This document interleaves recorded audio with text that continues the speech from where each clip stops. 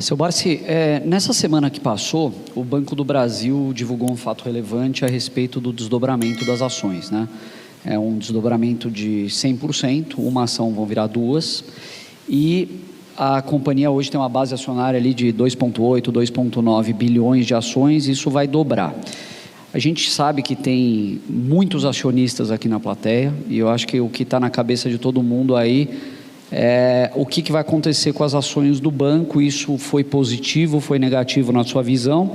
E eu acho que dentro dessa resposta, talvez o senhor possa até trazer a visão de outras empresas que fizeram desdobramento recentemente. Então a gente tem, recentemente eu digo nos últimos 2, 3, 4 anos, então tem uma Cosan, tem uma Transmissão Paulista, uma B3, uma, que mais, enfim,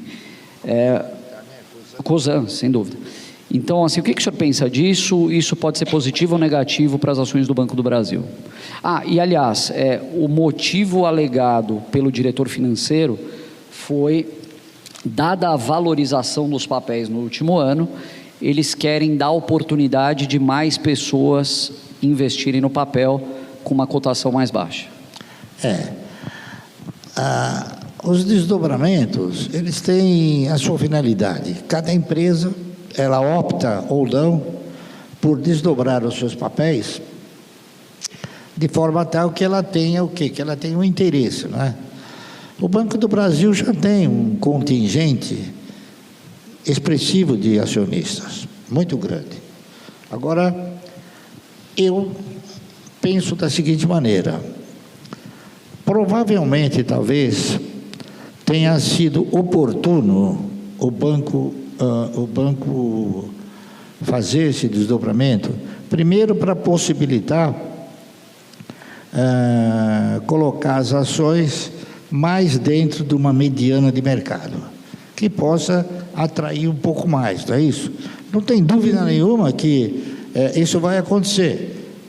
O cidadão desavisado, ele vai falar, poxa, custava 50, agora custa 25, quer dizer, ele não tem ideia, não tem cultura de investimento para saber que uma viraram duas e o preço é o recurso dele é igual. Mas no meu sentimento, baseado num sem número de declarações que eu vi por parte de governantes e de autoridades,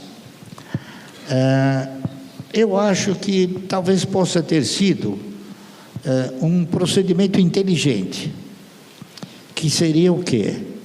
Seria continuar pagando 100% de dividendo sem aumentar o dividendo. Está correto? Então, vamos supor, o Banco do Brasil agora pagou um dividendo de 50 centavos, não é isso? Se ele tiver que continuar essa trajetória, daqui a pouco esses 50 centavos é R$1. Então, tem muitos elementos do governo que acham que isso não é prudente, distribuir dividendos, não é isso? Talvez vocês devam conhecer mais do que eu. Mas o que eu já ouvi de pronunciamentos é uma coisa estrondosa.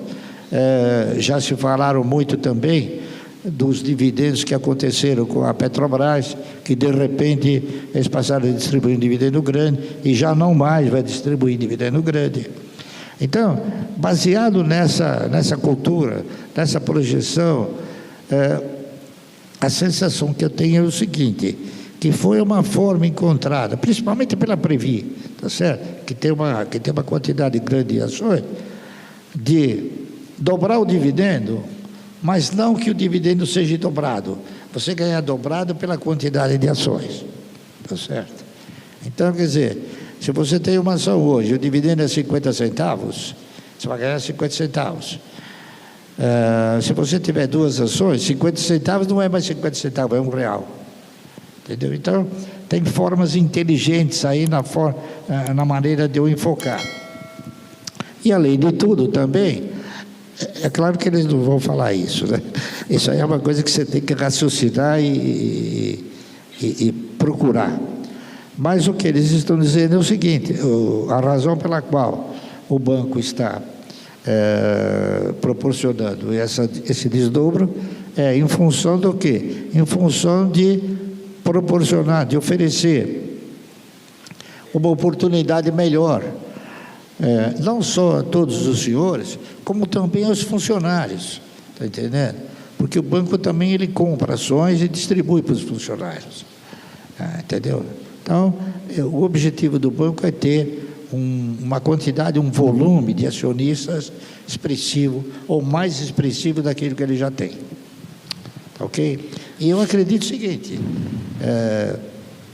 no tempo, não sei quanto tempo, mas no tempo ela vai voltar para R$50. Está correto? Não sei quanto tempo, mas ela vai voltar. Está certo? O senhor acha que essa medida de aumento de base acionária vai impactar alguma coisa no aluguel das ações? O senhor é um grande crítico, né, dos aluguéis das ações, de aumento de base acionária.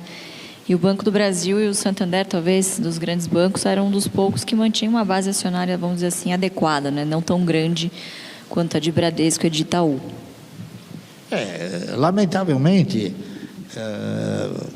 eu acho que nunca o Amador Aguiar, que foi quem criou o banco, pensou que um dia o banco que ele criou, que ele desenvolveu, fosse o pior em termos de cotação.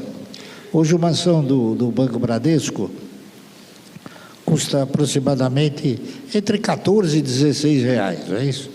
É ridículo para um banco dessa expressão. Mas o que acontece? Acontece que o Banco Bradesco, ao longo do tempo, ele foi transferindo o lucro do acionista para o mercado. Através do quê? Através de bonificações. Hoje, o Banco Bradesco tem quase 11 bilhões de ações emitidas. Então, você faz um cálculo. Se ele distribui 25%, para ele te dar um dividendo de R$1, ele tem que dar um lucro de 50, 60 milhões. Está correto? Então, lamentavelmente, a base acionária muito alta também prejudica, é uma das formas de prejudicar. Veja bem, existem duas formas de prejudicar. Ou a base acionária expressiva, tá certo? Ou o estatuto da empresa não prever o pagamento de um bom dividendo, que é o caso de inúmeros que tem por aí. Eu posso citar algumas, né? A Ocean Pact é 0,1%, a Raizen é 1%. Hidrovias, 1%. O PetroRio. A PetroRio, incrível, no estatuto está, o dividendo é 0,001. Eu olho para o cara, poxa, esse cara nunca vai pagar dividendos, né? Tá certo? Então, o desdobro é uma coisa, é uma perspectiva. Você tem que examinar a perspectiva da empresa continuar gerando bons resultados. E o banco veio gerando esses bons resultados, tanto é fato que ele se emparelhou com os bancos particulares, né? E, por outro lado, também examinar exatamente essa perspectiva de continuar dando bons resultados. Então, eu acho que esse desdobramento que o Banco do Brasil está proporcionando, ele é favorável. Tá certo? Existiram outros que não foram favoráveis. Por exemplo, o da Cosan, uma virou 4. Então, de repente, o papel passou a ter uma quantidade de ações muito grande, e esse dispositivo faz com que seja permitido se alugar as ações. Tá certo? E alugando as ações, o cidadão passa o quê? Ele passa a operar sempre vendido. Então, ele aluga as ações e vende, não quer saber. Aluga as ações e vende. E isso prejudica a cotação de uma empresa. Eu não acredito que com o Banco do Brasil vai acontecer isso. Pode ter uma ligeira oscilação, mas eu não acredito. É muito importante vocês se inscreverem no canal, porque ele representa a nossa voz, tá entendendo? Nós não temos uma didática tão fundamental e tão objetiva como tem aí o canal. E o canal ele é um órgão de divulgação que procura não adivinhar, mas transmitir aquilo que realmente é importante que os senhores saibam para se conduzirem de uma forma positiva no mercado de valores.